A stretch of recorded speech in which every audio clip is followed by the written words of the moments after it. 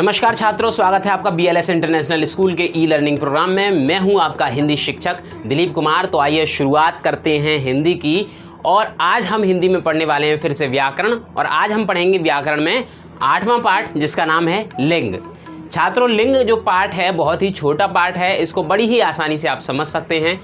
लिंग किसे कहते हैं सबसे पहले हम ये बताएंगे और फिर लिंग के भेद। तो आइए समझ लेते हैं सबसे पहले कि लिंग है क्या। देखिए, शब्द के जिस रूप से यह पता चले कि वह स्त्री जाति का है या पुरुष जाति का, उसे ही व्याकरण में लिंग कहते हैं। यानी शब्द का जो रूप है उससे हमें यह पता चल जाता है कि यह रूप स्त्री जाति की ओर इशारा करता है या पुरुष जाति की ओर इशारा करता है। ये लिंग की पहचान होती है। वैसे लिंग का शाब्दिक अर्थ होता है चिन्ह, और शब्द में एक छुपा हुआ चिन्ह होता है जिसके माध्यम से हमें यह पता चल जाए कि यह स्त्री जाति से ताल्लुक रखता है या फिर पुरुष जाति से।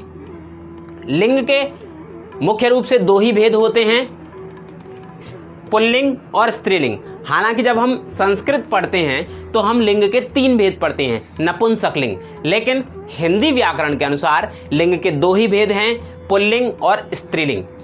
पुरुष जाति का बोध कराने वाले शब्दों को हम पुल्लिंग कहते हैं। पुरुष जाति का बोध कराने वाले शब्द पुल्लिंग कहलाते हैं। जैसे लड़का, दादा, पिता, भाई, बैल, गाड़ी, ये सारे के सारे जो शब्द हैं ये हमें पुरुष जाति का संकेत देते हैं, तो ये पुल्लिंग कहलाते हैं। जबकि स्त्रीलिंग की अगर बात करें तो स्त्री जाति का बोध कराने वाले शब्दों को स्त्रीलिंग कहते हैं। जैसे कि बहन, ये एक स्त्रीलिंग का शब्द है। लड़की, दादी, माँ, कुर्सी, और भी बहुत सी चीज हैं जो कि स्त्री जाति की ओर इशारा करती हैं। जैसे कि अगर हम एनिमल्स की बात करें तो चिड़िया, तितली, मक्खी, मकड़ी, ये भी स्त्री जाति की हैं। जबकि पुरुष जाति में अनेक प्रकार के हमारे सामने शब्द आते हैं। अगर हम जानवरों की बात करें तो शेर, चीता, भालू, कछुआ, ये सारे के सारे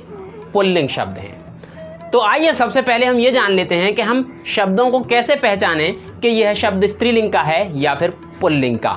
सबसे आसान तरीका छात्रों, सबसे आसान तरीका यह है कि जिस भी शब्द की हमें पहचान करनी है, हम उस शब्द को वाक्य में प्रयोग करें। हम उस शब्द को वाक्य में प्रयोग करें कर्ता के रूप में, तो क्रिया का जो रूप होता है वो हमें बता देता है कि स्त्रीलिंग है या फिर पुल्लिंग।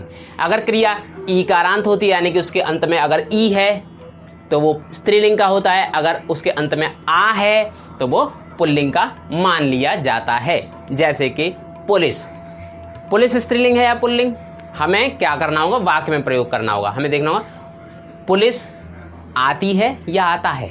पुलिस आती है तो ये क्या हुआ? ये स्त्रीलिंग का शब्द हुआ। पंखा, पंखा होता है क्या होती है? पंखा होता है ना, तो पुल्लिंग हो गया, यानी कि इसमें आ रहा है लास्ट में, आकारांत है। ठीक है। उसी प्रकार से तलवार, तलवार होती है या होता है? तलवार होती है तो ये ईकारांत है, तो ये हो गया स्त्रीलिंग। उसी प्रकार से जैसे कि मारकर, मारकर होता है या होती है? मारकर होता है तो ये भी अकारांत है, तो ये भी हो गया क्या? पुल्लिंग। तो जाहिर से तौर पर हमें कुछ नहीं करना है। जब भी हमें लिंग की पहचान करनी हो तो हम क्या करेंगे? उस शब्द को कर्ता के रूप में वाक्य में प्रयोग कर लेंगे और फिर हम देखेंगे क्रिया का रूप। अगर क्रिया का रूप ईकारांत है तो वो स्त्रीलिंग और अकारांत है तो वो पुल्लिंग। ये एक बेसिक तरीका है लिंग की पहचान करने का। और भी बहुत से तरीके हो सकते हैं, लेकिन ये एक आसान तरीका है जिससे हम किसी भी शब्द का लिंग पहचान सकते हैं। आगे बढ़ते हैं छात्रों, आगे बढ़ते हैं छात्रों।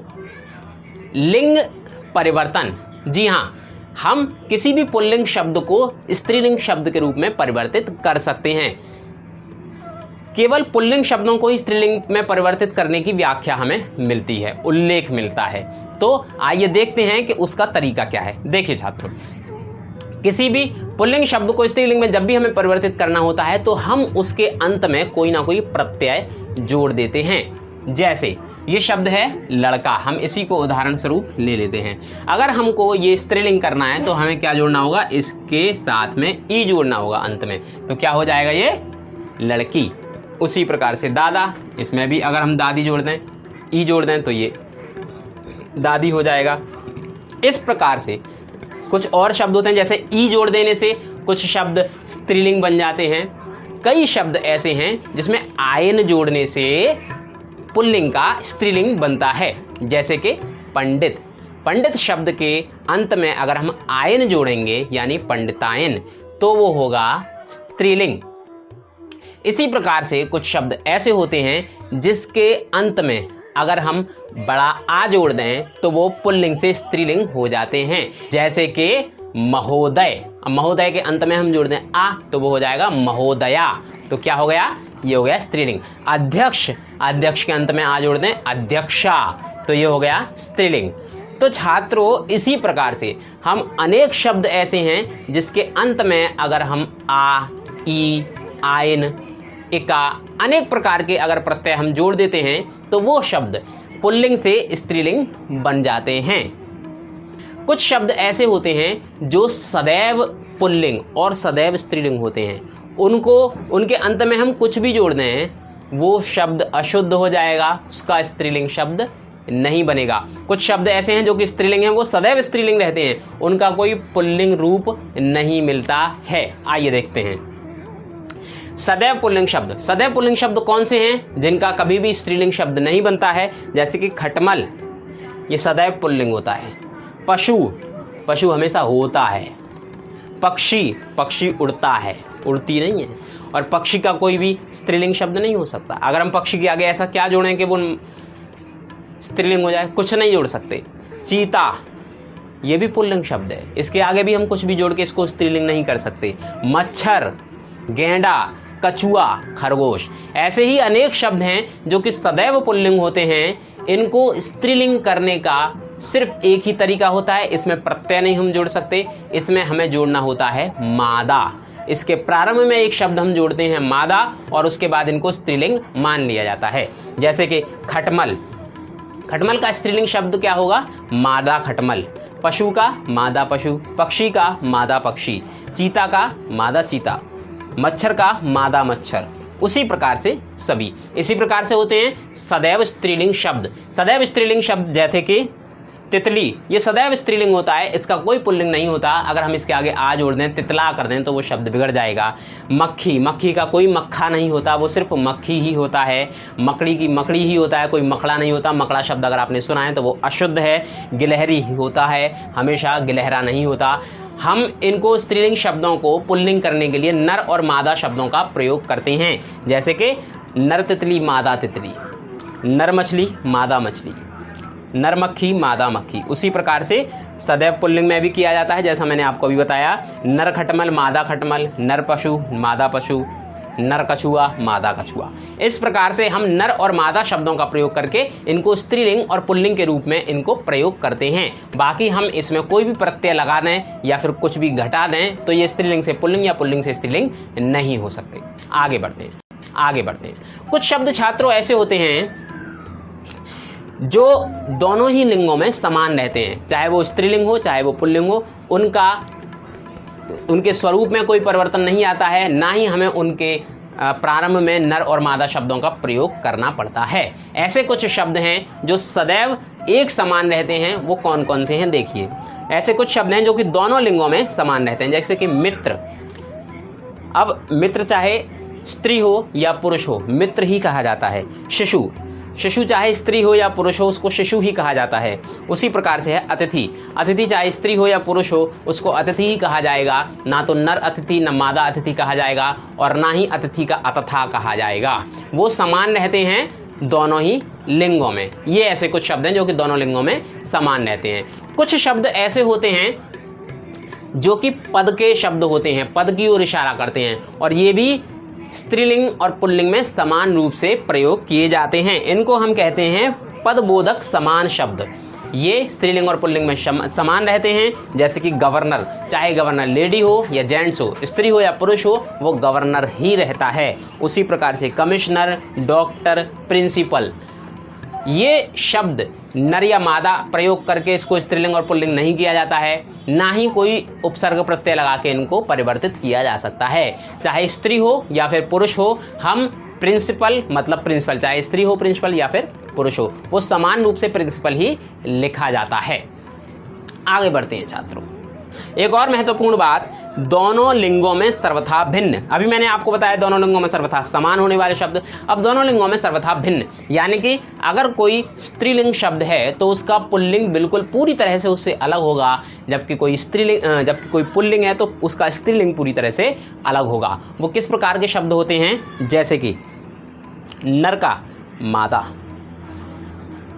माता का पिता, माता का माती नहीं होता, बैल का गाय, ठीक है, उसी प्रकार से बुआ का फूफा। ऐसे कई शब्द हैं जो कि अपने स्त्रीलिंग और पुल्लिंग में अलग अलग होते हैं। जैसे कि मान लीजिए मैं आपको एक उदाहरण देता हूँ, दादा का दादी होता है, क्या होता है, दादा का दादी, चाचा का चाची, ताऊ का ताई, पापा का नहीं, जो आप सोच रहे हैं वो नहीं, पापा का होता है मम्मी, यानी पूरी तरह से सर्वथा भिन्न। इसी को कहते हैं सर्वथा भिन्न स्त्रीलिंग और पुल्लिंग शब्द, ठीक है।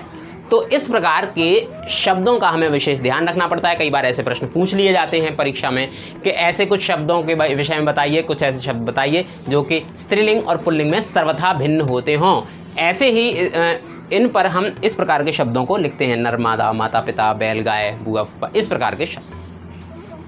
तो छात्रों, ये लिंग का पाठ केवल इतना सा ही था, इसमें और कोई भी विशेष बात नहीं है, केवल आपको इतना ही समझना है जो मैंने आपको बताया। साथ में आपको कुछ नोट्स और भेज रहा हूं, उन नोट्स को बड़े गौर से आप अपने फेयर नोटबुक में नोट कीजिएगा। कुछ आपको मैं एक छोटा सा असाइनमेंट भी भेज देता हूं, उस असाइनमेंट को आप हल कीजिएगा और ये सारा का सारा काम आप अपनी फेयर नोटबुक में करेंगे। एक बात और ध्यान रहे, हो सकता है कि ये आपकी जो ऑनलाइन क्लास है, हो सकता है कि इसके बाद आपसे आपके स्कूल में ही मेरी मुलाकात हो, तो इसलिए आपको एक महत्वपूर्ण बात और बता देता हूं कि जितनी भी ऑनलाइन क्लास आपको बताई गई हैं, आप अपने आने वाले ग्रीष्मावकाश में यानी समर वेकेशन में इन सभी वीडियोस को फिर से देखेंगे और फिर से समझेंगे। इन्हीं वीडियोस को देख के आप रिवीजन कर सकते हैं बहुत ही अच्छे तरीके से। बाकी एक खास बात यह भी है कि आपको घर में ही रहना है, लॉकडाउन का पालन करना है और समय का सदुपयोग करना है। आज के लिए सिर्फ इतना ही, दीजिए इजाज़त, नमस्कार।